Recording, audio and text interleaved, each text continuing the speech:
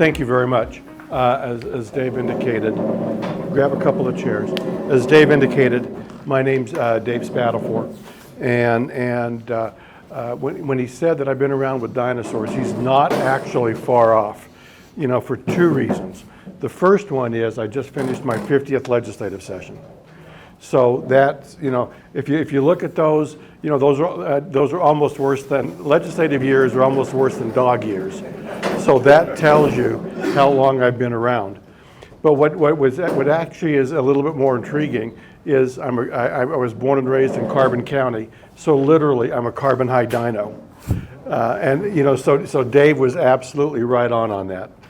But anyway, what we want to do tonight is provide an update for what happened at the legislature. We have in front of you three folks. We actually have four people. And I'll start by introducing Kate Bradshaw, who is not here. And she's not here because tomorrow is the last day to sign, the governor has to sign bills. And for one of our other clients, one of her primary clients, we've been working on the governor to get a veto of a bill, and tonight is essentially the 11th hour for that. So she's busy doing that. We won the lottery, so we're not doing that, and we're here with you, and so we win that. But Kate's been around for probably about 20 years now, pretty much. I first met Kate almost about 20 years ago, and as I was getting to figure out how I was going to find my golden parachute to get out of doing what I'm doing, Kate was one of the people that I looked at to say I really want to work with her, because she works with clients the way I like to work with clients. And it's too bad that Kate's not here for you to meet her, but Kate's terrific. On my right is Billy Hesterman. And Billy works with Kate at Holland Hart. They're not lawyers, they do government affairs for Holland Hart. And we actually have two companies that we work together on some clients, and work together all four of us, because we can bring in different skills. And then with so much going on, one of us is always available or more when issues come up. So that's why we'd like to have the four of us working on some clients. Billy's background is he started as a journalist. Don't hold that against him. He was probably one of the more honorable journalists. But then he went to work for the Utah Taxpayers Association, and you can't hold that one against him. But what Billy brings to the team is he's got an uncanny ability to decipher budgets and the tax policy and the tax issues, very, very well. And so that's Billy's forte. And as we divide up how we're going to present to you tonight, and please interject, ask questions, or say anything anytime you would like to. Because we're recording this, if you have questions, just kind of nod at me, and I'm going to bring a mic and put it so that everybody. Yeah, and we convinced Dave to record it, because just like reruns on cable television, whenever this gets played, we get residuals. So we're hoping we don't want it on TikTok, because that could be banned, but whether it's Facebook or whatever else, that's what we're hoping for. So Billy will focus tonight after I speak, and he'll talk about the budget, the tax bills, those sorts of things. On my left is Ashley Spatafore Mirabelli. And Ashley truly is my golden parachute, and I'm thrilled to have her back. Her background is she was an architect by education, a master's from Columbia, and then she was actually a general contractor in New York City, in Manhattan. And then she finally realized that Salt Lake was paradise and Manhattan was hell. And even though she didn't want to work with her dad and be a lobbyist, she decided that she was going to come home and set the lobby world on its ear. And it took her the first week to tell a legislator almost where to go to get his jacket fixed. That's a different story. But anyway, Ashley's going to talk about a number of bills too. And then I will talk about 3 or 4 at the very, very end. But as we proceed, please ask questions. Dave has the microphone, and then we'll go through the bills, and that's what we'll do. Before I turn it to Billy, I'm going to say one other thing. What our role is you guys go out and you do your job. You do your plumbing work. You make sure everything is done appropriately. But sometimes there are laws that happen, that pass, that affect your way of doing business. Whether it's handymen, whether it's working with a division of professional licensing, when those issues arise, that's what we do. You don't want to see me with a wrench in my hand, because if you do, you know that we've screwed up. Well, thanks everyone. It's a treat to be with you tonight. Thank you for the opportunity to share with you what happens up at the Capitol. We all are not well, and I think we mostly enjoy it. And we're still too close to the session. I think if we got another week or two, we would say we enjoy it. But it's a fun, fast, crazy, stressful 45 days that we put ourselves through, and then the rest of the year we get to do fun things like this and meet with all of you and hear your thoughts and opinions on what happened at the Capitol. And then as we meet with legislators throughout the interim, before we start the next session, it's a chance for us to say, well, as you know, we talk to our clients and the associations we deal with. Here's some of the feedback we heard. So if it's plumbing related, construction related, or even I'll probably touch on a couple of things that aren't necessarily in your field, but just generally what happened at the Capitol. We'd love to hear it. We'd love to have the discussion. It's informative to us, and it helps us be better lobbyists so we can represent you up at the Capitol. But thank you Dave, thank you for keeping us on the team and letting us be with you. And we're going to start off slow by talking about all the fun things that I know all of you are dying to hear about of the state budget and tax policy. I know that is just what brings the crowds. I'm trying to get my iPad to unlock. And I find it really fascinating because when I was a reporter, my managing editor, I worked at the Daily Herald down in Provo. I was the Capitol Hill reporter, and he said, I want you to write every story from the perspective of the taxpayer. So he just said, think about how will the taxpayer care about this? And he's like, yeah, if you do that, then I don't care whatever you write about. So that was kind of how I got roped into following things like this, like the budget and taxes. And I found it fascinating to think about, well, we do pay, it gets taken out of our paychecks. Business owners are paying it. Where does it go? How does it get used? Where is it being used efficiently? And so I found that fascinating. So this year, the state budget was $29.4 billion. That tells you how much the state has grown over the last few years. I can remember when the state budget was something more like $12 billion. I'm sure Dave can tell you. Can remember when it's more like $48 million. This is a long time ago. Before it hit $1 billion. When the dinosaurs were around and they just... That's when the legislature could only afford chalkboard and chalk and erasers. Yeah. So it's always interesting to see how fast things are growing in our state, and that's reflected in how much money we're spending. So where's it all coming from? About 50% of the state budget is funded by your income taxes that you pay, and then also our general fund is funded by the sales taxes that you pay. So a large portion of the tax collected on any purchases made when you go out and shop for your family, that goes straight to the state. And then also, of course, when you get your paycheck, you're paying into the state. And then the rest is made up with gas taxes or fees or some property tax, but most of that stays with the local counties and cities and school districts. So when you're mad about your property tax bill, you can shake your fist at the Capitol, but it won't go very far because they don't use very much of that money. What is it spent on? A large portion of it is still spent on education. About 40% of the state budget is spent on public ed and higher ed. 29% on public ed, so K through 12, and then 11% of the state budget on higher education. And then the next biggest chunk that we spend money on at the state capitol is for social services. So making sure that they're providing health-related needs and others for those that aren't able to take care of themselves. So I always find that interesting, that the two biggest things at the state budget, and you're already now at 85% of the state budget is going to education and social services. And so then you go, well, what's left?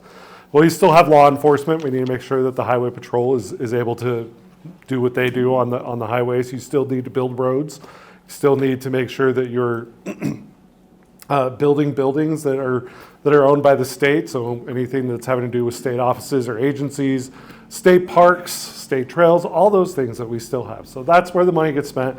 I always find it interesting to go through the lists at the end of the session where they put out what actually got funded for the year. I think my favorite one was that they allocated $1 million to build a monument for the Golden Spike.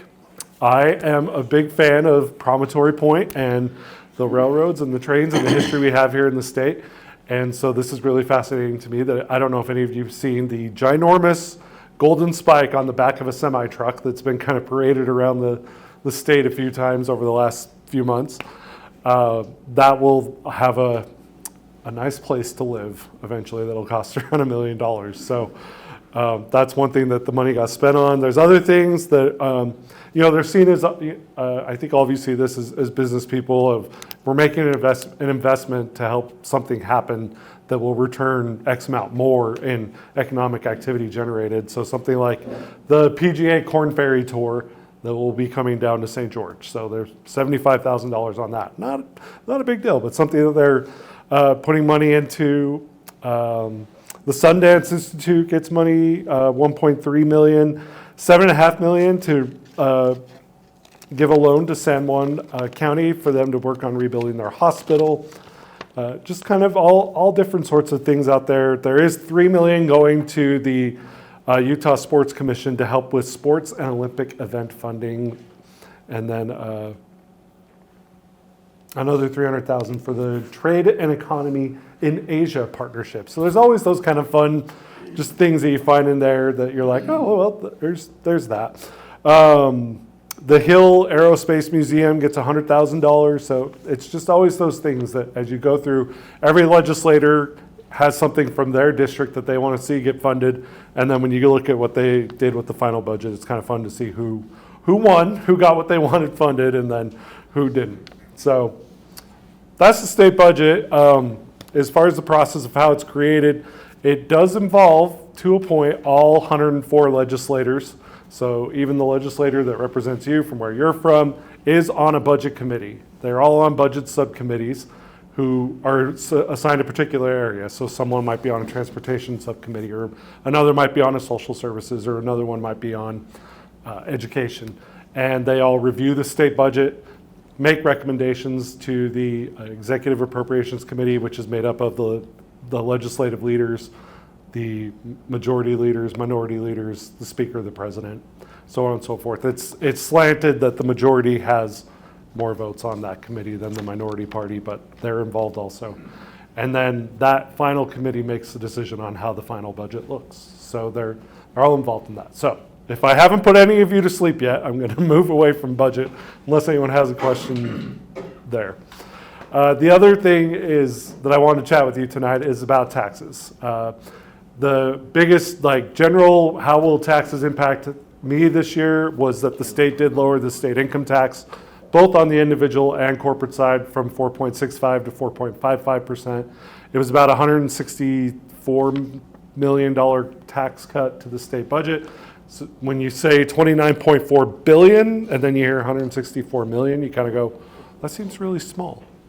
And it was really small. Most people would probably see about $60 to $100 break for the year. But it's an election year, so they all get to say, we lowered your taxes this year. So that was one of the big things they've done. When they will remind you also that they have, over the last about 6 years, moved from 4.95 all the way down to 4.55. So they'll say, well, we've cut it significantly over this large span of time. We're just doing it, with a scalpel instead of a sledgehammer. So That's where they are with that. Two other tax bills that have gotten a lot of attention, I think these are the ones that probably most of us are aware of or have heard of at least, are the bills to build the stadiums. These took a lot of the effort and energy and focus at the end of the session. First being the baseball stadium bill. This bill is really interesting because it has a lot of moving pieces to it. It creates a whole district within Salt Lake City around the Fair Park and around the Rocky Mountain Power property there, and basically gives it its own governing body to oversee what happens within there and gives them authority over the taxes that are collected in there, and sets up a tax scheme that creates funding for the future baseball stadium should we get lucky enough to be selected someday in the future. The hope with the creation of it that they're trying to do is put as much of the burden on paying for the stadium to be on those that generate economic activity within that district. So whether it's someone who's selling, it's bigger than just the plot of land where the stadium will be. It's a couple of blocks and has a few different state properties included that'll probably be developed into being office buildings or hotels or restaurants or whatever might be part of a entertainment district around a baseball stadium. And so the hope is that over time, as economic activity happens within that district, that they will start paying for the cost that there was to build the baseball stadium. Whether that works or not, we'll see. Whether it was big enough or whether they're able to get enough people to buy into the dream of, yes, we want to be right here on the Jordan River. They want to, kind of mimic what San Antonio's done with their river walk and maybe create like a Salt Lake River walk by the stadium and make it something beautiful, which it's exciting to hear about. It's exciting to hear those kinds of ideas, but also the funding scheme makes you go, are we really going to get there? How is this going to work? And just the general question of, do billionaires need billions of taxpayer dollars to do what they want to do? And that's up to everyone to have their own question on. Yeah. Did Disney try that in Florida? Disney Same thing? they did a similar idea. You're right. They did kind of create their own special service district that they governed, and of course we know Governor DeSantis did kind of combat at that. And I hadn't made that connection, but you're right. There is that similarity. It's a similar model, yeah. It's a much bigger scale, but yeah, it's a similar model. Yeah, we have a few smaller ones that are similar to this. You think of the Inland Port Authority, the Military Installation District, MIDA. And the Point of the Mountain. The Point of the Mountain. They're just these small areas of land that the state has said, we're going to keep control of this, not delegate it to the cities. And that's what's happening in this case. So if Walt Disney wanted to come in here and be in charge of it, I'd be probably more comfortable with it. My taxpayer self of being like, we're going to let the government be in charge, I don't know. The other stadium bill is dealing with hockey, the hockey stadium, and renovating the Delta Center, enhancing it to be a place where hockey can take place in a more fan-friendly environment. If you've been to a hockey game there, you'll know that the sightlines aren't the best. But this is where I get confused because I think those of us that are longtime Jazz fans, we like that the Delta Center has the fans right on top of the court and it scares all the other teams. And we might lose that if we have to expand it for a hockey rink. But that's part of it. It does also create a district in downtown Salt Lake of where the money might be spent. But what their scheme of funding is much simpler. It creates a 0.5% sales tax that the Salt Lake City Council can impose citywide so that anyone coming into the city or anyone living there, as they pay that sales tax, they then will be funding that 0.5% will go towards that area and building up a district around the stadium to make it a place where people want to come and shop and go to restaurants and have a good time and watch a hockey or basketball game. And of course, both of these are pending on if we ever actually get the teams. So that's taxes and budgeting. Good. Scoot in here. All right. Let's talk about a little bit more construction bills. So I'd say the overview of this year, Sometimes there's years where we go out, we want certain things done, we go out and we start bills, we have things drafted, we're proactively doing stuff. I would say this year, a lot of stuff we kind of just handled what came to us, and how do we make things better, or get some of those things that we actually needed to get done and put them into certain bills. Dave's gonna talk about one of those. One that kind of came at us that we knew it was coming, but it was huge bill. So HB 534, Boards and Commissions modifications. There was actually two bills, 532 and 534. They were so big for the system that they had to create two bills. That's how much text was in these bills. But what this is a derivative of is Governor Cox really wanted to say, okay, hey, we're a small government state, yet we keep on creating all these boards, commissions, task force committees, and every year the legislature keeps on making more and more. So he just said, slash them. I want you to go through. I want you to just go through. And it wasn't just construction. It was, sexual violence and domestic violence boards. It was fire prevention safety boards. Construction boards also got thrown into the mix. So initially when we saw this bill, it combined the plumbers licensing board and the electricians licensing board into one. And then the second thing that it did, the Construction Services Commission, you could only have one member of that combined board get on that Construction Services Commission.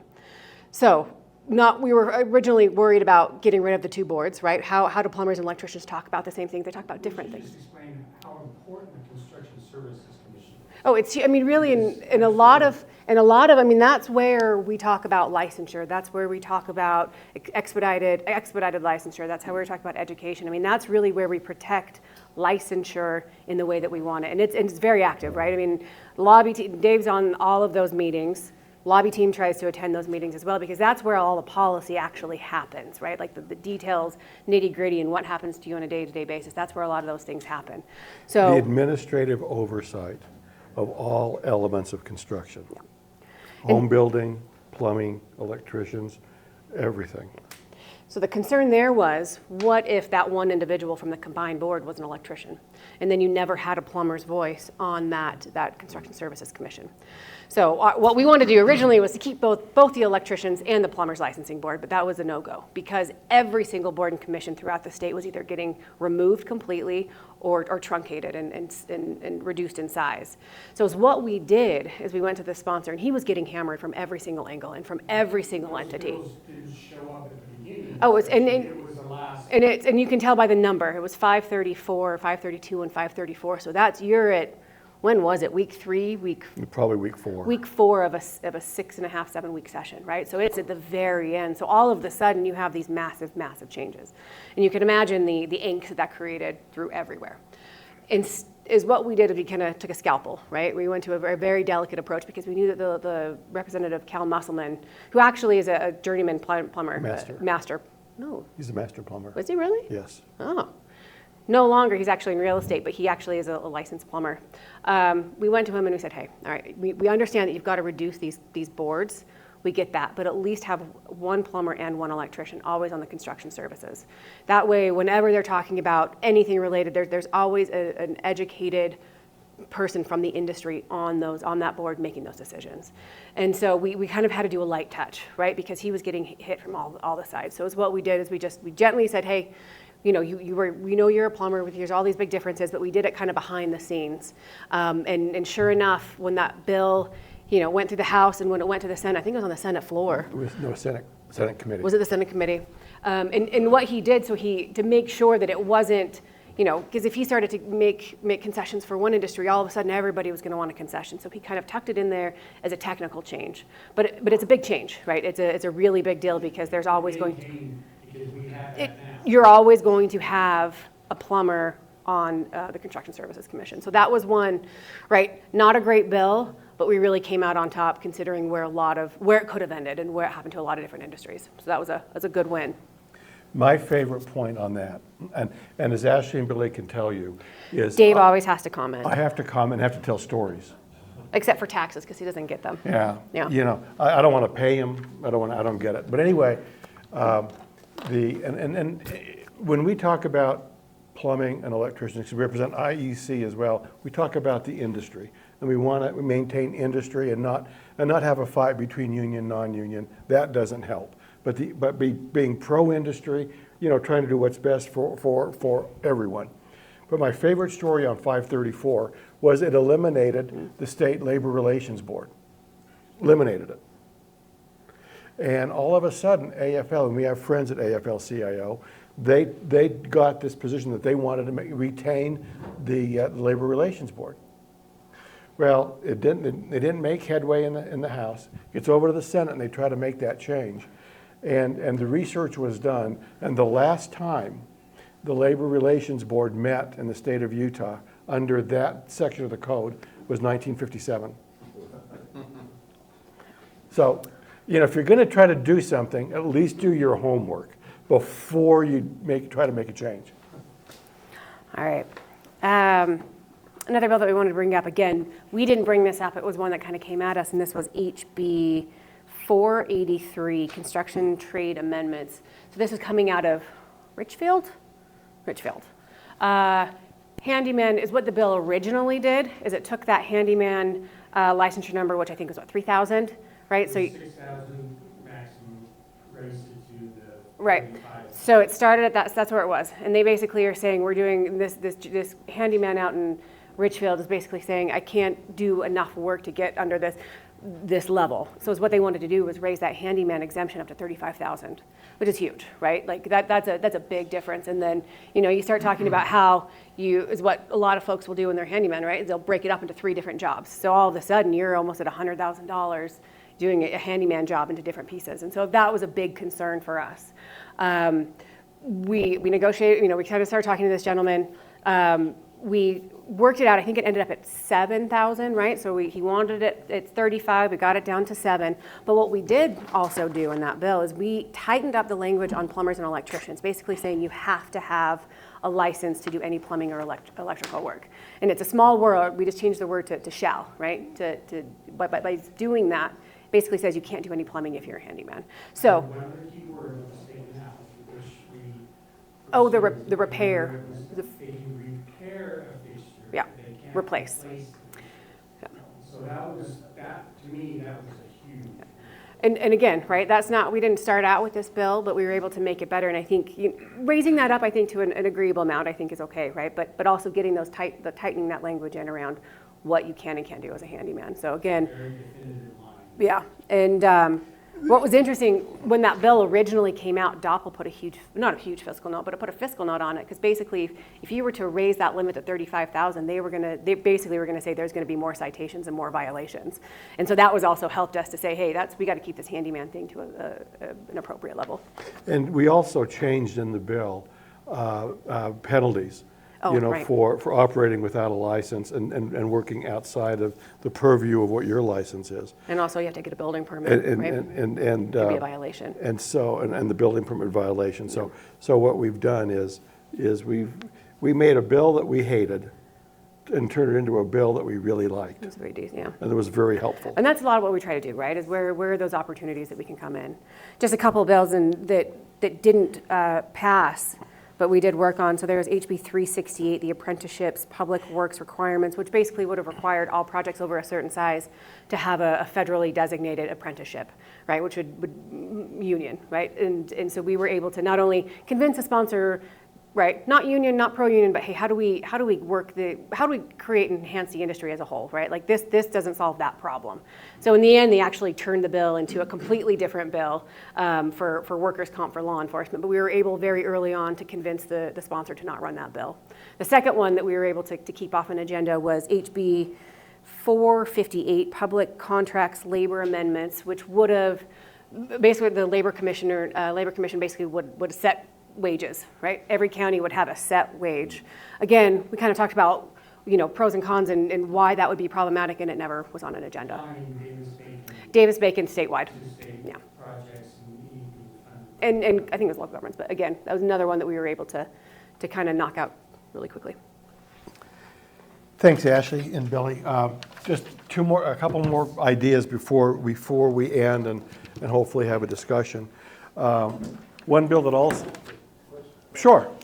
Do we actually have a federally recognized apprenticeship program in the state? Yes. Yes. We do. And And it is what?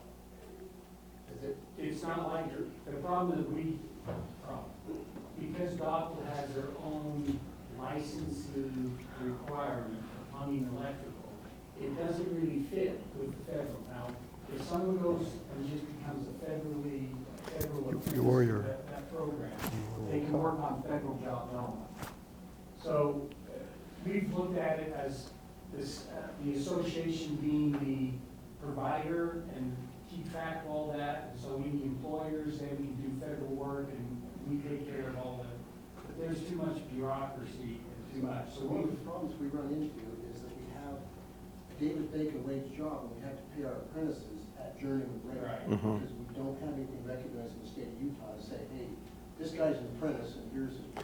But We can't do aren't that. those are federal jobs? Those are federal jobs though, aren't they? $55 an hour. Those are federal jobs, aren't they, on the Davis Bacon? Federal. See, even if we did anything in state statute, wouldn't impact that. Yeah. Simply because that's based on federal guidelines and federal regulations. Questioning whether or not the So Chris, association. there is a lady that has to do with, her name's Patty or Patty, that, because I got nailed down in Provo, because I'd always just prorated my apprentices, and so she made me back, I had to go back and pay them journeyman wages, but if I called her and registered my apprentices with her, then you could do what we're saying. So there is this last job I'm doing right now, I just said, screw it, I'm just paying my guys $55 an hour. The guys that make 18 are loving life, you know, the new beginners. But anyway, there is this lady, if I can find the Patty, email. I've got contact, if you want to sign up, there's certain things you have to keep track of And then prove to her. Prove to her. What year they are. when you have any of those type of. Follow up with Dave on that, that would be great. Another bill that we didn't initiate that turned out to be very good for us was Senate Bill 188, and it was technical amendments in Division of Professional Licensing. And years ago, about 7 years ago, Dave, you got a letter from Doppel allowing UPHCA to also do training for HVAC. You know, because a lot of times there are a lot of similarities. But we only had a letter and it wasn't in statute. And God loved the home builders, but sometimes they get their, you know, they bull their back and say, no, you guys aren't supposed to do it. In the statute, it says you can only do your members. So we were able, in a technical corrections bill, to make a couple of changes. So now UPHCA can also train HVAC contractors. So that's another area that we can try to raise a little bit more revenue. So we were successful that way. The last item I want to talk about is something that we started a year ago with the higher ed, Utah System of Higher Education, I'll call it USHE, and the Utah State Board of Education, USBE. And we've been looking at it for a number of years. How do we increase the pipeline to try to get more young men and women into the trades? You know, you guys, you know, the economy's been great the last few years. Hopefully y'all have been doing a lot of work. There were issues where we didn't have enough workers. And so how can we encourage more young men and women to go into the trades? And so we started about a year ago with the System of Higher Education on what they call Talent Ready Utah.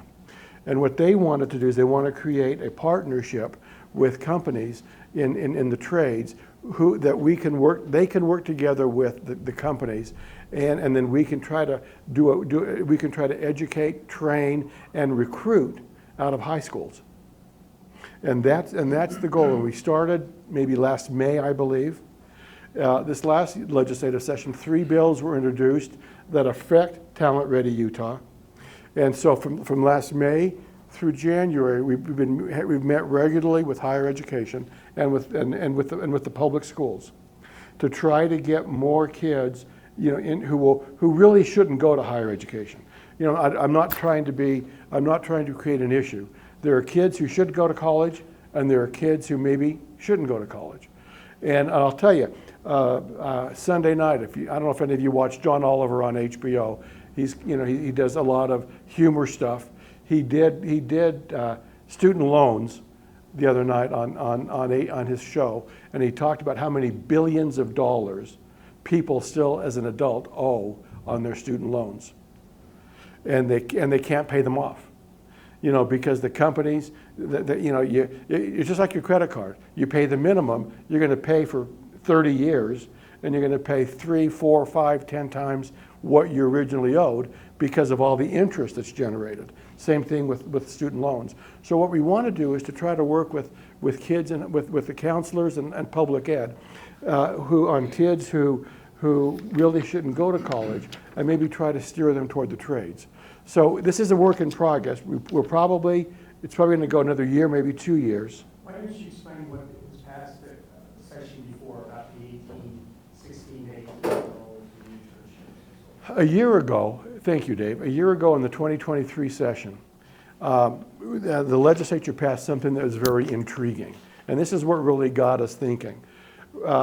Prior to that year, you could have 16 or 17-year-olds work on your job site. But if they were not paid, they could get trained, but you didn't have, and the state would cover their workers' comp. You didn't have to worry about that. You couldn't pay them. But you couldn't pay them. But how many 16 and 17-year-olds want to go on a job site, unless they're your son, your daughter, your nephew, your niece? Well, they're tired of you. That's right. But anyway, so the problem is we could try to say we're teaching kids, but we weren't. And the bill that happened a year ago was if you get kids, 16 and 17-year-olds, there was a possibility, and now it's a probability, that now if they are an intern, we didn't give them a title, but we will call them interns, then you can pay them, and they're still on the state workers' comp. So that's not going to impact what your workers' comp payments or claims.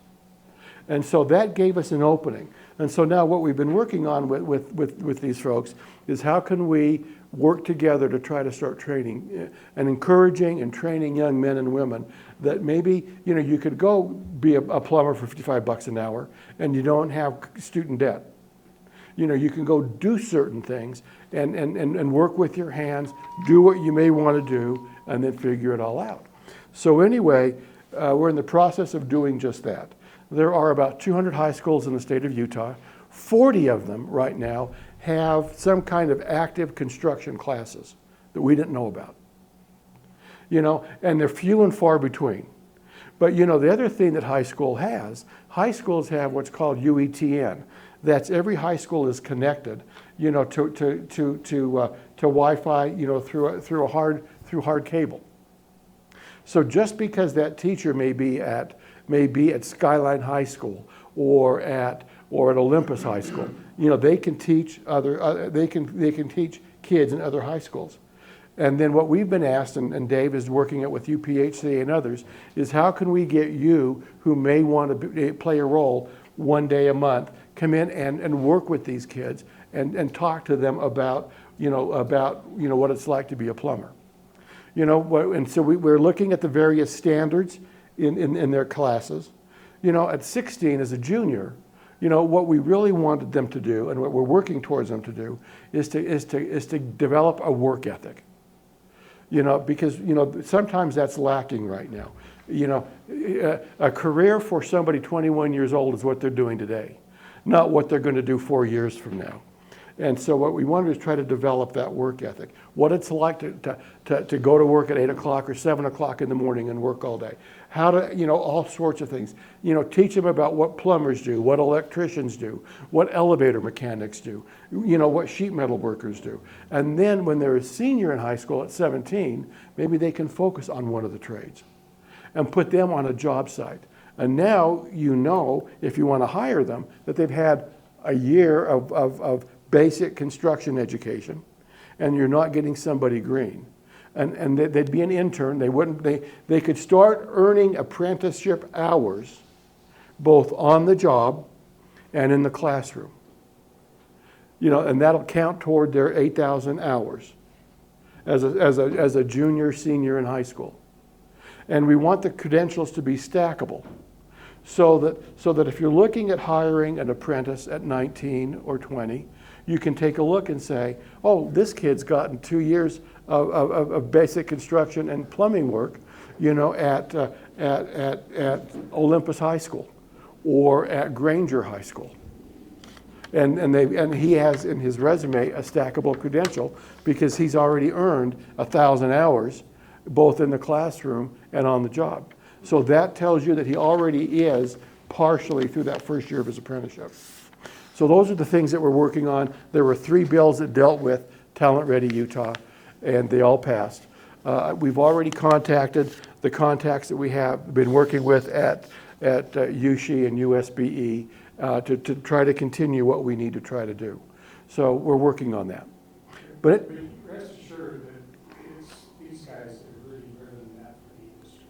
We as an industry got together with ABC, and so forth a couple of years ago. And Dave and his group, our team, really rallied the troops, really have been working with Talent Ready and have a great working relationship. And there's some exciting things that, it's going to take a couple, 3 years to get implemented because of all the requirements of review. But this is really exciting. you know, we all, as Utah continues to grow, we need more workers. We need good workers. Yes, the one bill that Ashley talked about that, in terms of a certain number of hours on project have to be apprentices. That doesn't grow apprentices. You have to recruit those people to be that worker for you. What we're trying to do is to grow the talent pool. And that's what we've been working on doing. So saying that, let us, we're done with our comments.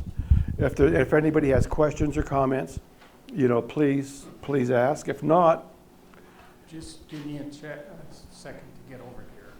I'm not, just Thank you. Appreciate you guys. Again, my name is Sterling. I'm with Valley Plumbing. I deal with permitting, working with the cities, pulling permits, all that kind of stuff.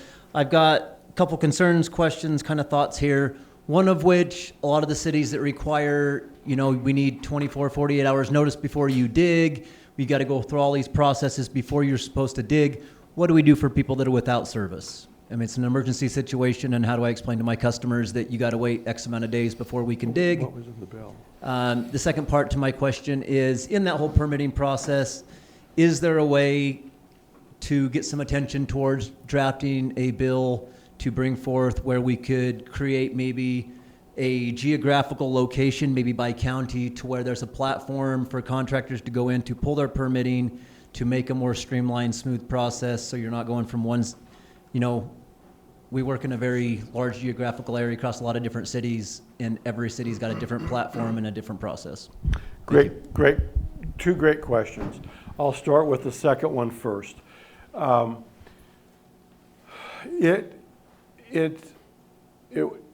Every city essentially follows the same guidelines and the same practice, but they're in their different geographic locations. I don't know if there's any way possible to have a centralized location to pull a permit for a city without having to go into that city.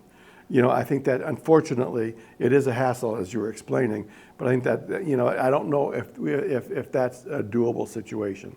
One of the things that we will do is we can ask the League of Cities and Towns if that's something that they would entertain. I would be surprised. I'd be shocked. Your first question, dealing with excavation, there was another Senate bill this year, Senate Bill 145, and it dealt with excavations and it dealt with 811.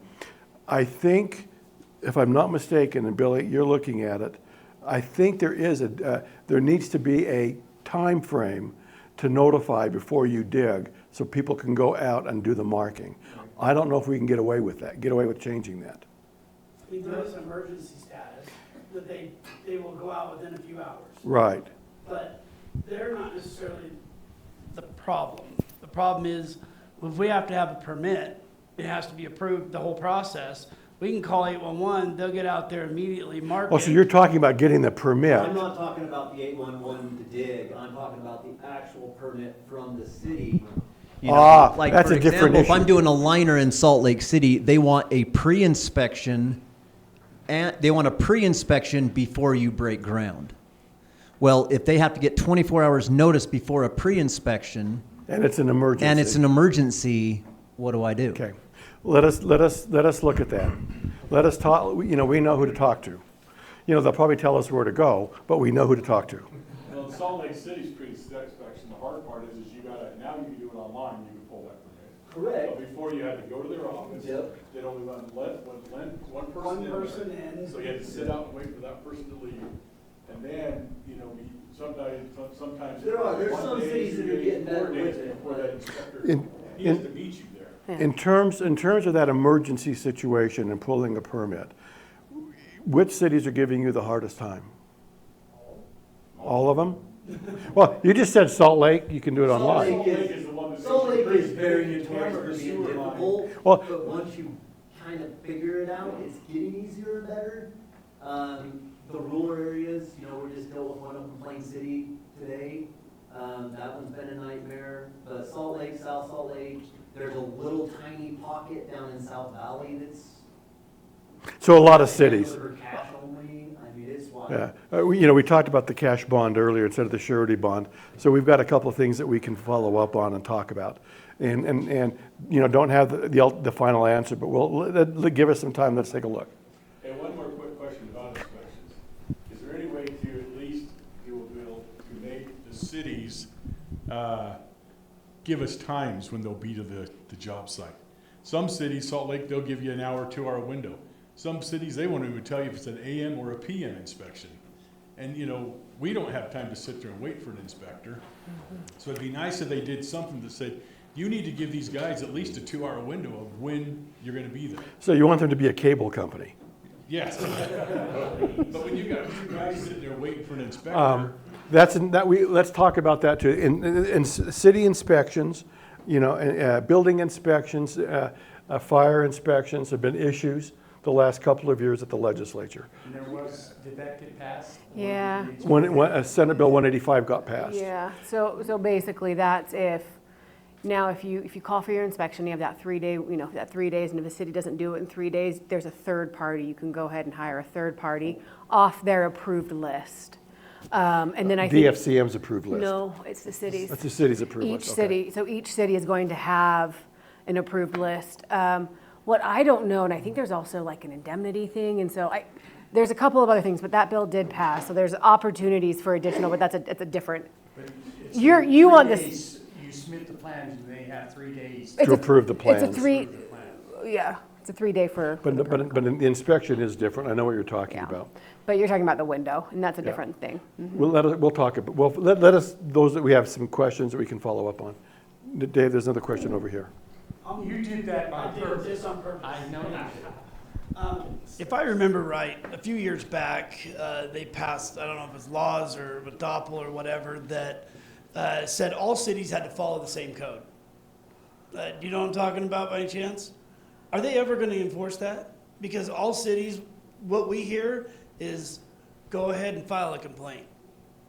What are we going to, they don't care. They're just like, you've got like Murray. Until recently, they wouldn't even allow plastic underground. And they said, go ahead and fight us. By the time that you may or may not win, it's going to be 6 months down the road. That customer's been without water for how long? They mandated copper and copper only. But the code says it's allowed. But we run into this every city. This is, when we had our CE classes a few weeks ago, that was a big topic.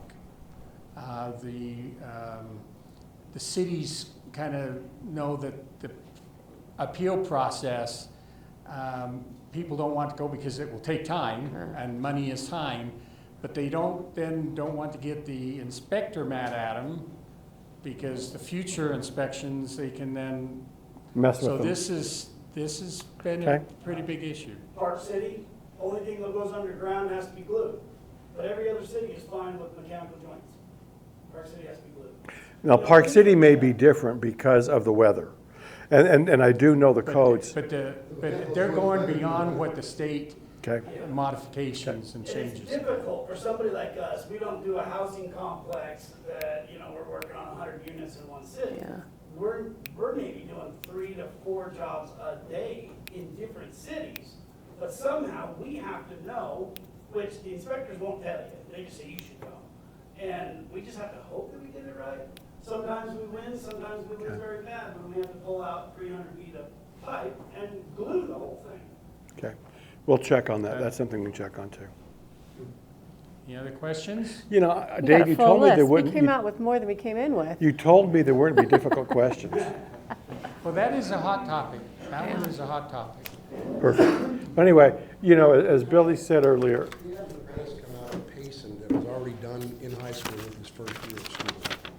Terrific kid, book smart, knew the code, was just anxious to just eat it up until it came time to do the work, and he didn't last a year.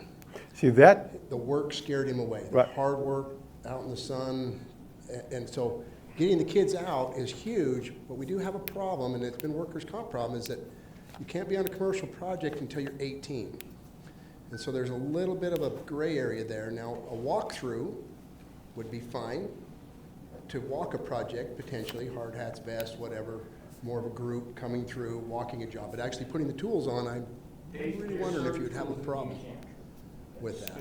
It would be more of a, power tools they can't touch. That's But- a federal. But huge, because there's some of these kids coming out of high school that are like, really want to get into the trades, and this kid was anxious to do it, but just the work scared him away. you know, that's why one of the first things in the Talent Ready Utah is work ethic and what to expect and what it's going to be like. You know, because, you know, to say you want to do it and then to actually do it is you're indicating two different things. Dave? There's a I conspiracy just have a here. small comment about that, because I had a guy that was complaining about working out in the sun and digging and all that stuff, and I said, do you have a membership to a gym? He said, yeah. I says, guess what? You pay to go there. We pay you to work out right here. And with that attitude, I just changed him all the way around. Hey, give me that pipe wrench. I want to start pumping that, man. I don't have to pay for a gym membership now.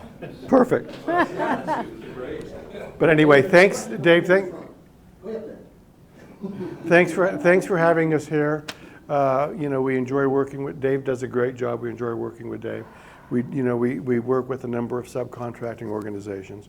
We're not, hopefully we do what we help and we can do some things. You guys gave us 2 or 3 things to look at, and we'll look at them. You know, and then look forward to being with you another time. Thank you so much. Thank you.